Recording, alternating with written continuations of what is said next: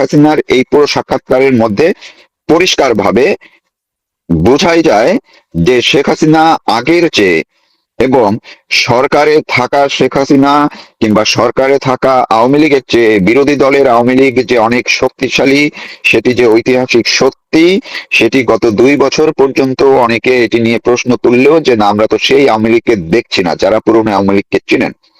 আজকের সাক্ষাৎকারে মনে হলো সেই সাহসী শেখ হাসিনা, দুর্বার দুর্বিনীত শেখ হাসিনা বাংলাদেশের নেত্রী হিসেবে যে আবার দেশের মাটিতে ফিরবেন, সেটি তিনি নির্ভয়ে তার সাক্ষাৎকারে প্রকাশ করে দিয়েছেন, বলেছেন।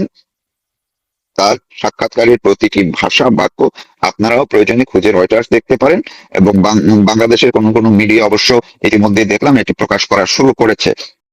বাংলাদেশের সাবেক প্রধানমন্ত্রী, বাংলাদেশ আওয়ামী লীগের সভানেত্রী শেখ হাসিনার সাক্ষাৎকার নিয়ে বিশ্বব্যাপী তোলপাড়ের রেশ শেষ হতে না হতেই আজকেই মাত্র কিছুক্ষণ আগে রয়টার্সে প্রকাশ পেয়েছে শেখ হাসিনার আরেকটি সাক্ষাৎকার।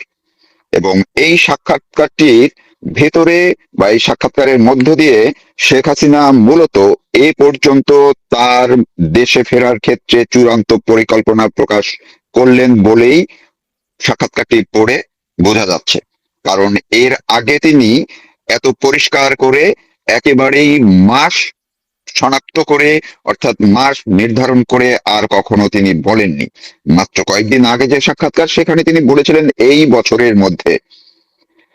আজকে রয়টার্সে যে সাক্ষাৎকারটি তা প্রকাশ পেয়েছে, এবং এটি প্রকাশ করার পরপরই মাত্র 2 ঘন্টা আগে এখন বিশ্বের অন্যান্য মিডিয়াগুলোতেও সেটি ছড়িয়ে পড়ছে খুব দ্রুত সময়ের মধ্যে। সামাজিক যোগাযোগ মাধ্যমেও সবেমাত্র অনেকে এটি দেখেছেন, অনেকে এটি বিভিন্নভাবে শেয়ার করার চেষ্টা করছেন।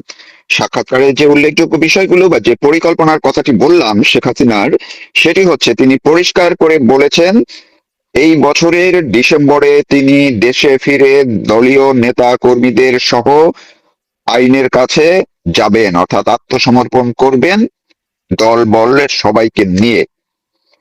তিনি আবারও পুনর্ব্যক্ত করেছেন তার যদি মৃত্যু হয় তিনি দেশের মাটিতেই মরবেন, যেখানে তার পিতা মাতা এবং দেশের মানুষ রয়েছে। তিনি আবারও পুনর্ব্যক্ত করেছেন দেশে এখন আওয়ামী লীগের এবং সহযোগী সংগঠনের নেতা কর্মীরা চরমভাবে নিপীড়িত নির্যাতিত হচ্ছে, ফলে তিনি যে কোনো ভাবেই হোক তিনি দেশে ফিরবেনই। এবং এই ফেরাটা, এর আগেও তিনি দেশে ফেরার কথা বলেছেন। দেখুন, আমি আপনাদেরকে একটু স্মরণ করিয়ে দিতে চাই যে যারা বলছেন যে শেখ হাসিনা দেশে ফিরবেন কিনা সেটি নিয়ে অনেক ধোঁয়াশা আছে। প্রথম আলোর মতো পত্রিকা 2-3 দিন পর পরই কোনো না কোনো লেখককে দিয়ে তারা লেখা প্রকাশ করে যে শেখ হাসিনার দেশে ফেরার কথা আকাশ কুসুম কল্পনা। এর বিপরীতে শেখ হাসিনা কিন্তু ধাপে ধাপে তার পরিকল্পনাগুলো প্রকাশ করছেন। তিনি শুরুর দিকে বলেছেন তিনি দেশে ফিরবেন যে কোনো সময়, অর্থাৎ ততটা সময়টা তিনি নির্ধারণ করেননি, কিন্তু প্রথম দিকে বলেছিলেন দেশে ফিরবেনই, যা হোক, ফাঁসি হোক, জেল হোক, যা হোক। এরপরে তিনি বললেন এই বছরের মধ্যেই ফিরবেন, তার মানে আরেকটু স্পেসিফিক করে দিলেন। আজকে তিনি ফাইনালি বললেন ডিসেম্বরে ফিরবেন। এখন এই যে ডিসেম্বরে ফেরা, হতে পারে এই পরিকল্পনার কিছুটা ব্যত্যয় ঘটতে পারে, হতে পারে পরিকল্পনা যেটি তিনি প্রকাশ করেছেন কৌশলগত কারণে এর আগে বা পরেও হতে পারে, কিন্তু তিনি যে বললেন যেইভাবে একই দৃঢ়তার সঙ্গে যে দেশে তাদের নেতা কর্মীদের উপরে যেভাবে নিপীড়ন নির্যাতন চলছে এটি তিনি আর মানতে পারছেন না, আর মানবেন না। তিনি দেশে ফিরবেন, তার মৃত্যু ঝুঁকি আছে। আজকে রয়টার্সের সাক্ষাৎকারেও শেখ হাসিনা একই কথা বলেছেন, মৃত্যুর ঝুঁকি আছে জেনেও তিনি দেশের মাটিতেই ফিরতে চান।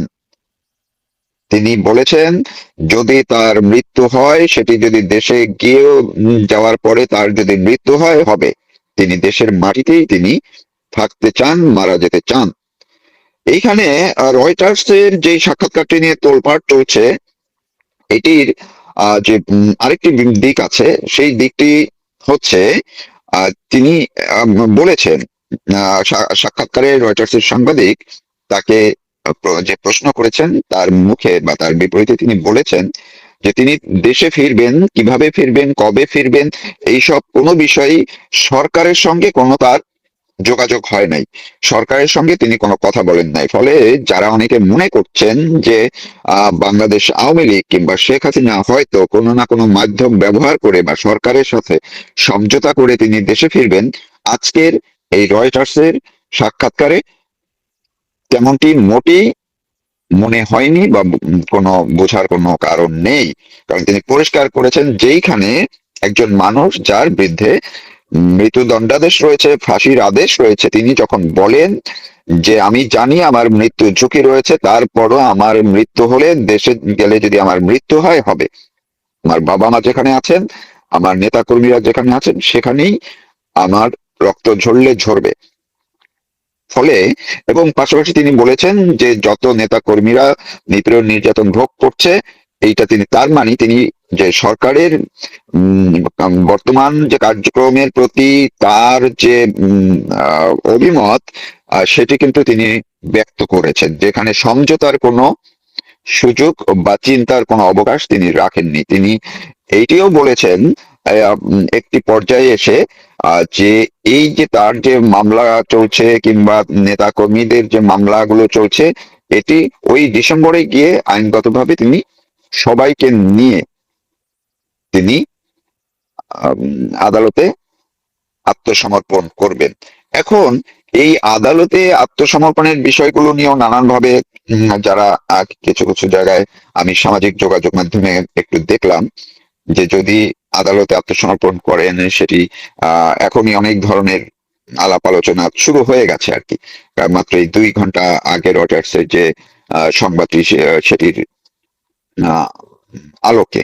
তো এই জায়গায় আমি যদি আরেকটা একটু আপনাদেরকে আরেকটা পয়েন্ট আমি একটু দেখে বলি যাতে আমি ভুল না করি, সেটা হচ্ছে তিনি পরিষ্কারভাবে দাবি জানিয়েছেন, সরকারের কাছে তিনি একটি দাবি জানিয়েছেন, সেটা হচ্ছে আওয়ামী লীগের নিষেধাজ্ঞা প্রত্যাহারের দাবিটি তিনি জানিয়েছেন।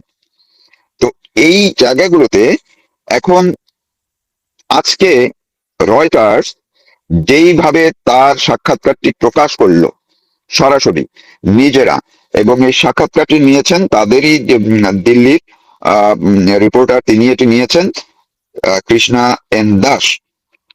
তো রয়টার্স শেখ হাসিনার এই সরাসরি সাক্ষাৎকারটি প্রকাশের আগে, মাত্র কয়েকদিন আগে যে এনটিটিভির সাক্ষাৎকারটি তারাও ওইভাবে এনটিটিভি কে সোর্স হিসেবে ব্যবহার করে তারাও প্রকাশ করেছিলেন।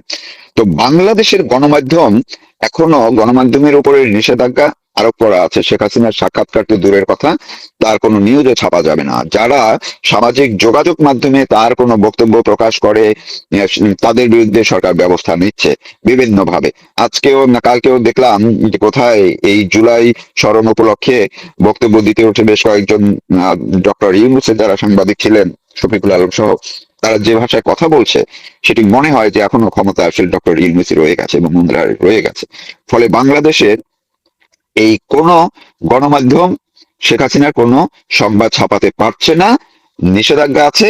ওই ডক্টর ইউনূসের সময়ে আরোপিত নিষেধাজ্ঞা বহাল রয়েছে। এই বিএনপি সরকার কিন্তু সেই নিষেধাজ্ঞা প্রত্যাহার এখন পর্যন্ত করেনি।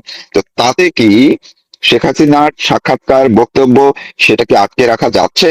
বরং দেশে যতটা আটকে রাখছে, বন্ধ করে রাখছে, দেশের বাইরে আন্তর্জাতিক মিডিয়া ততই শেখ হাসিনার সাক্ষাৎকার নেওয়ার জন্য, প্রকাশের জন্য যে তারা আরো আগ্রহী হয়ে উঠছে, সেটি কিন্তু আজকে রয়টার্স এর মতো আন্তর্জাতিক শীর্ষ গণমাধ্যম দেখিয়ে দিয়েছে, প্রকাশ করে দিয়েছে যে শেখ হাসিনা কতটা দৃঢ় একজন নেত্রী হিসেবে, সাহসী একজন নেত্রী হিসেবে তিনি আবির্ভূত হয়েছেন।